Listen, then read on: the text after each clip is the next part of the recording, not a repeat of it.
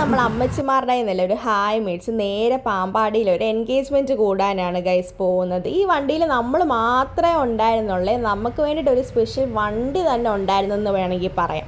അങ്ങനെ നമ്മളൊരു ഉച്ചയോടെ പാമ്പാടിയിലെത്തി എൻഗേജ്മെൻറ്റ് ആകുമ്പോൾ അറിയാമല്ലോ ഗൈസ്, വലിയ കാര്യപരിപാടികളൊന്നും ഇല്ലല്ലോ. നേരെ നമ്മൾ ഓഡിറ്റോറിയത്തിലേക്കാണ് ചെല്ലുന്നത്. അവിടെ ചെന്ന് അവരങ്ങോട്ടും ഇങ്ങോട്ടും കുറി മാറി കെട്ടിപ്പിടുത്തം കഴിയുമ്പോഴത്തേക്ക് പരിപാടി കഴിയും ഗൈസ്. അപ്പോഴത്തേക്ക് നമ്മുടെ ഫുഡ് റെഡിയാവും. അങ്ങനെ ഇവരെ കുറിയൊക്കെ മാറി കെട്ടിപ്പിടുത്തമൊക്കെ കഴിഞ്ഞപ്പോഴത്തേക്ക് നമ്മുടെ ഫുഡ് വിളമ്പാനായിട്ട് തുടങ്ങി. നല്ല അടിപൊളി മട്ടൻ ബിരിയാണിയും ചിക്കൻ ഫ്രൈയും സാലഡും പപ്പടവും ആയിരുന്നേ ഗൈസ്. മട്ടൻ ബിരിയാണിയൊക്കെ തിന്ന് കഴിഞ്ഞപ്പോഴത്തേക്ക് എല്ലാവർക്കും നല്ല എനർജി ആയി ഗൈസ്. അങ്ങനെ നമ്മൾ ഫുഡൊക്കെ കഴിച്ച് അവിടെ നിന്ന് ഇറങ്ങി കുറേ ഫോട്ടോസും ഒക്കെ എടുത്ത് നമ്മൾ നേരെ തിരിച്ച് വണ്ടിയെ വന്ന് കയറിയേ.